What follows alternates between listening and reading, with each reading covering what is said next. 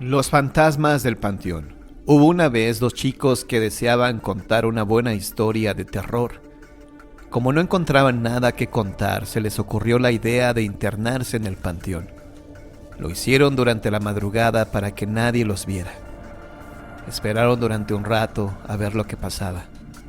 Como nada sucedía, se les ocurrió la loca idea de empezar a escarbar con herramienta que encontraron en un lugar en el que se veía la tierra suelta. Aunque era obvio que se trataba de una lápida reciente, su juventud los motivó a continuar con su locura. Como empezaban a hacer demasiado ruido, los vecinos se percataron del inusual ruido. Alarmados, agarraron sus machetes, escopetas y piedras y buscaron sigilosamente el sitio de donde provenían aquellos extraños ruidos. En la oscuridad se escuchó una voz gritando: ¡Ahí! Y se lo fueron encima, pensando que eran dos fantasmas malditos. Los apedrearon, los acuchillaron, los machetearon. Hubo mucho ruido y barullo en aquel cementerio aquella noche. 2 disparos de escopeta acabaron con todo el bullicio. Acabaron con la vida de esos fantasmas. Solo al día siguiente se dieron cuenta de que no eran fantasmas, sino gente ociosa a la que habían dado muerte. Aunque hubo detenidos por esos hechos, a nadie se le pudo culpar directamente, porque la gente del pueblo aseguraba que esos chicos eran profanadores de tumbas. Cuentan que a los chicos se les ve desde entonces atemorizando y profanando las tumbas de los nuevos difuntos de esa población, de los cuales sus restos aparecen sin vida y esparcidos por el cementerio con una extraña nota en sus cuerpos: ¿en dónde están nuestros sesos? La niña de las iglesias. Esta era una noche un poco más fría, más oscura. Cerca de la 1 de la madrugada, un taxista regresaba a su casa después de todo un día de arduo trabajo. En la calle ya no había ni alma ni gente. Al pasar frente al cementerio de la ciudad, se percató que una chica le hacía la parada, pero se siguió porque ya estaba muy cansado y era muy tarde para hacer otra dejada. Sin embargo, reflexionó y pensó en su sobrina de apenas 17 años, que lamentablemente había sido abusada y le habían quitado la vida 3 años atrás.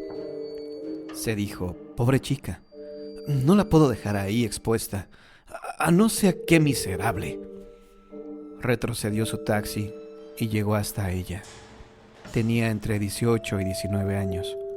Al contemplar su rostro, el taxista sintió un frío intenso y cierto sobresalto al que no le dio importancia, pues la niña era dueña de un rostro angelical. Inspiraba pureza, era de piel muy blanca, cabello sumamente largo, era delgada, facciones finas, con unos ojos grandes, azules, pero infinitamente tristes. Tenía un vestido blanco, de encaje, y en su cuello colgaba un relicario bellísimo de oro. El taxista acongojado le preguntó en dónde la dejaba, y ella le dijo que quería que la llevara a visitar 7 iglesias de la ciudad, las que él quisiera. Su voz era suave, muy triste, pero dejaba notar un timbre muy extraño, que le dejó una sensación de miedo y misterio. El taxista la llevó a cada una de las 7 iglesias sin replicar. En cada una pasaba cerca de 3 minutos y salía con una expresión de serenidad, de tranquilidad, pero sin abandonar de sus ojos esa mirada de infinita tristeza. Al final del paseo, ella le pidió un favor. Discúlpeme si he abusado mucho de su bondad. Mi nombre es Alicia. No tengo dinero para pagarle ahora. Sin embargo, le dejaré este relicario. La chica se interrumpió para señalar. ¿Y podría hacerme un último favor? Vaya a la calle Jazmines 245. Ahí vive mi padre. Entréguele mi relicario y pídale que le pague su servicio. Por favor. Y dígale que lo quiero y que no se olvide de mí. Déjeme donde me recogió, por favor. El taxista se sintió como en un trance, en donde actuaba automáticamente a la petición de la chica, y la dejó ahí, frente al cementerio.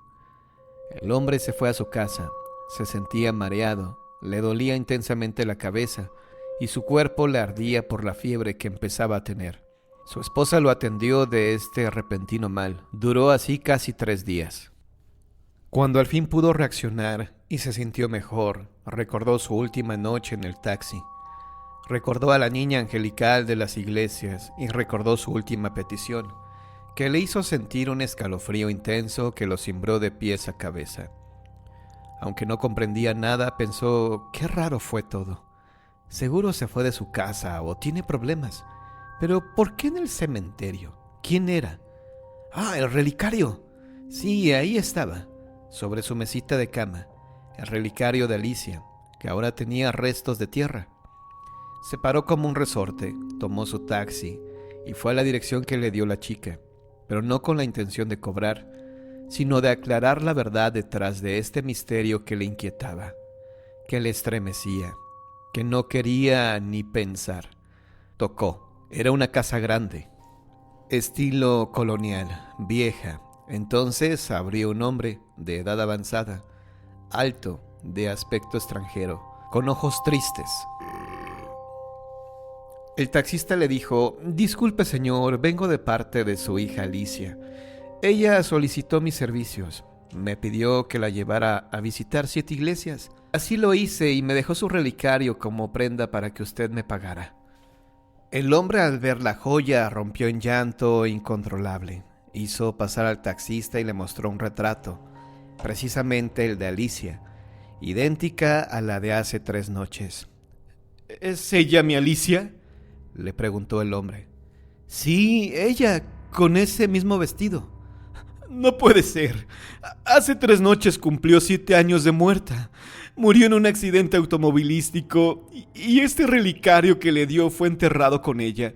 Y ese mismo vestido es su favorito. Hija, perdón. Debí hacerte una misa. Debí haberme acordado de ti. Debí. El hombre lloró como un niño. Lloró y lloró. El taxista estaba pálido, pasmado de la impresión. Había convivido con una muerta. Eso lo explicaba todo. Volviendo de su estupor, le dijo al padre de Alicia: Señor, yo la vi. Hablé y conviví con ella. Me dijo que lo amaba mucho y que no se volviera a olvidar de ella. Creo que eso le dolió mucho. Se dice que el padre de Alicia recompensó al taxista, le regaló toda una flotilla de taxis para que iniciara un negocio. Todo en agradecimiento por haber ayudado a su niña adorada a visitar las iglesias en su aniversario fúnebre.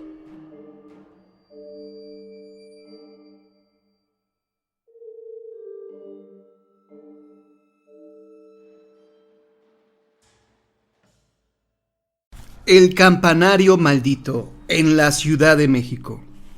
Las historias y leyendas que existen sobre los conventos son innumerables. Ahora toca relato de una que es muy impactante por lo que se verá más adelante, y porque nadie sabe en realidad lo que sucedió. Todo comenzó el día en que el padre del convento recibió visitas. Como ya se había corrido la noticia de que ahí espantaban, la mayoría de las habitaciones estaban deshabitadas. Sin embargo, el padre no estaba tan convencido de ello. Hacía tiempo alguien le comentó que en el campanario espantaban. Dicho suceso consistía en la aparición de un señor vestido de negro, pero él no lo creyó. Esa noche recibía a personas muy importantes del ámbito religioso, y era necesario alojarlos en las mejores habitaciones. Pero cuando llegaron las personas, notó que entre ellas había alguien a quien no esperaba, lo cual, por supuesto, no le importó. Al contrario, se sentía muy a gusto con su visita. Las horas pasaron entre plática y plática, por lo que se acercaba la hora de irse a dormir. Para entonces, el padre ya tenía resuelta la forma en que se quedarían. La habitación que él ocupaba se la dejaría a la persona que llegó sin previo aviso, mientras él se dormiría en el campanario. Así lo pensó y así lo hizo. Pronto llegó la hora en que se desearon que pasaran buenas noches, y el padre se llevó su ropa de dormir al campanario, las cuales se componían solo de un par de cobijas. Las horas transcurrieron como de costumbre, lo que lo hacía pensar que todo lo antes dicho eran simplemente supersticiones. No había nada a qué temerle. Esa noche el viento estaba soplando como de costumbre, solo que en cuanto dieron las 12, empezó a rociar el aire. No pasaron más de 2 minutos cuando se dejó oír un grito aterrador. Todos los visitantes se levantaron de golpe pensando que algo le acontecía al padre. En vano fueron sus intenciones de subir al campanario porque el padre ya estaba abajo. No le costó demasiado trabajo detenerlos. El padre, además de presentar un gesto de horror, los cabellos blancos, sus manos le temblaban y la voz apenas si le salía. ¡Padres! ¡Padres! ¡No vayan arriba! ¡No vayan arriba!, decía con temor. Nadie alcanzaba a comprender lo que estaba pasando. El padre no decía palabra alguna. Solo se exaltaba cuando alguien mencionaba que iría a inspeccionar. Cuando por fin lograron calmarlo, solamente dijo: ¡Cierren el campanario! ¿Qué?, preguntaron todos. ¡Que cierren el campanario! No les diré qué fue lo que vi, pero quiero que cierren el campanario. Estas palabras fueron cumplidas como órdenes, pues nadie de los presentes ante tal escena se sintió capaz de contradecirlo. El padre finalmente falleció sin revelar qué fue lo que vio aquella noche en que sus cabellos se le blanquearon. Todos los que lo conocían siempre se preguntaron cuál fue la causa de su decisión, el porqué de cerrar el campanario dejando enmudecida a la iglesia. Pero nadie, ni con el paso de los años, pudo resolver el misterio. De todos era sabido que aquel padre era un hombre muy valiente, una persona que no se dejaba doblar por nada. Los años han pasado y el padre se llevó a la tumba el secreto. En cuanto al campanario, nadie lo ha vuelto a abrir por respeto a la decisión del padre, quien se encargó de que todos le prometieran que nunca más abrirían ese lugar. Y si a usted ya le nació la duda de saber cuál es la iglesia, solo le voy a recomendar que para saberlo, vaya al centro a la hora en que se ofician las misas y descubra por usted mismo cuál es la iglesia que no repica sus campanas. Estoy seguro que esa es la iglesia que tiene el campanario maldito.